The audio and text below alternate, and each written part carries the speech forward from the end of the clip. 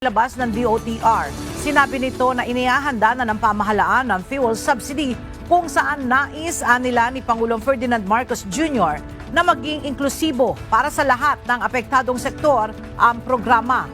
Sa ngayon ay nakikipag-ugnayan na ang DOTR at LTFRB sa iba pang mga ahensya ng pamahalaan para mapabilis ang pamamahagi ng ayuda sa mga driver at operator. Inaasahan namang ilalabas ang subsidiya sa lalong madaling panahon.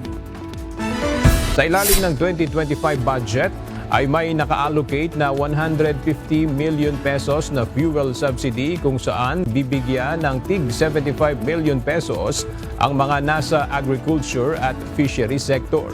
Ilalabas ang naturang pondo kapag umabot sa $80 kada bariles ang presyo ng Dubai crude.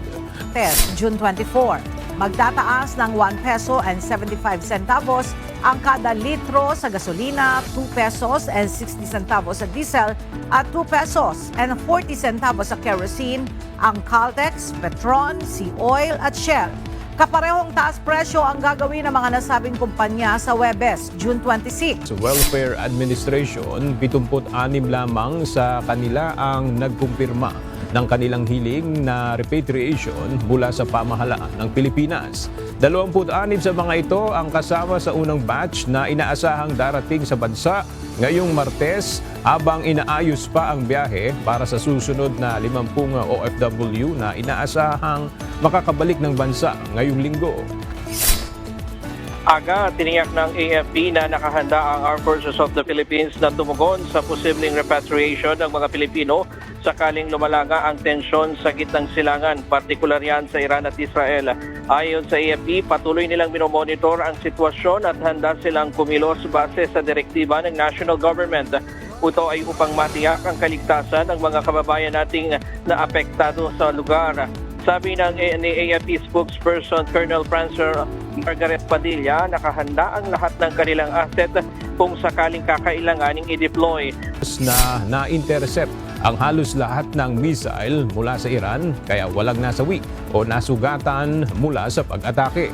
Matapos ang insidente, inanunsyo ng Qatar na ligtas na muling ipagpatuloy ang lahat ng operasyon sa Himpapawid simula Martes. Hinto na ng Israel ang agresyon nito sa Iran, ay handa rin umano ang Iran na tumigil na sa mga pag-atake.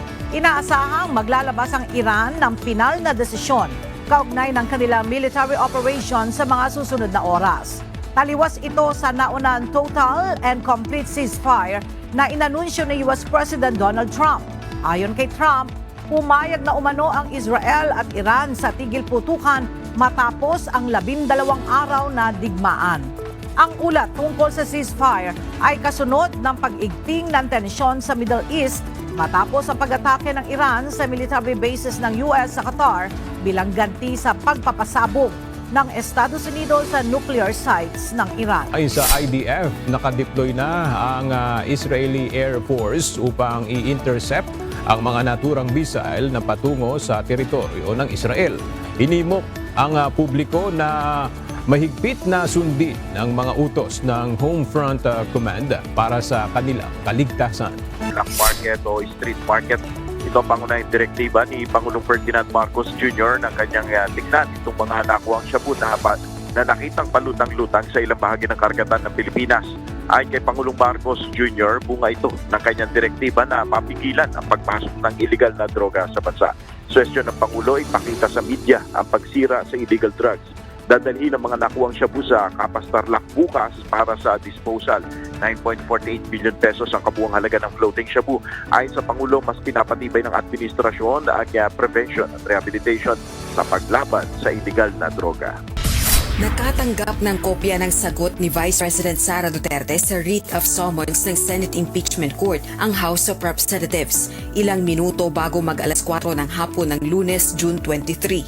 Sa nasabing dokumento, pinadidismiss ng kampo ni VP Sara sa Impeachment Court ang impeachment complaint dahil paglabag umano ito sa 1-year bar ng saligang batas na paghahati ng iisang impeachment case laban sa impeachable official. Ayon kay Attorney Princess Abante, spokesperson ng Kamara, delivered ang dokumento sa Kamara ng isang mensahero mula sa Fortune, Narvasa and Salazar Law Firm.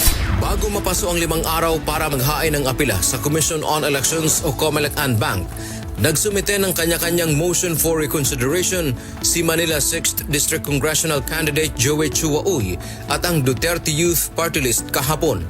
Ayon sa abogado ni Uy, unang-una ay depektibo ang petisyon ni Congressman Benny Abante laban sa kanyang kliyente dahil naihain ito nang wala na sa panahon kaya dapat lang na i-dismiss. MB 1.8.1 o Nimbus variant na kinilala rin sa tawag na razor blade throat variant. Isa itong bagong COVID-19 subvariant na kumakalat sa ilang bahagi ng mundo, partikular na sa Estados Unidos at Southeast Asia. Ayon sa Department of Health, ang razor blade throat variant ay isang subvariant na nanggaling sa Omicron na hindi naman nagkakaroon ng severe symptoms. 21 customized makeshift tent classrooms ang ipinagkaloob ng Iloilo Provincial Government sa 3 paaralan sa lalawigan. Ito ay sa ilalim ng programang Bulig Eskwela sang probinsya. Kabilang sa mga binigyan ang Alimbudsia National High School na nasunugan ng 14 na classroom 2 linggo bago ang muling pagbubukas ng klase. Pansamantalang sa mga learning spaces muna ang mga estudyante habang ginagamit rin ang ilang bakanting kwarto. Binigyan rin ng tent ang Ardemil National Comprehensive High School sa Ahoy na kulang sa silid-aralan.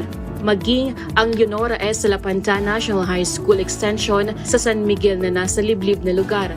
Ang makeshift classroom ay nakadesenyo tulad ng isang standard classroom. Duman ito sa ilang buwang pagsusuri ng Provincial Engineer's Office at tinest kung kayang tumagal sa init ng araw, ulan, bagyo at hangin.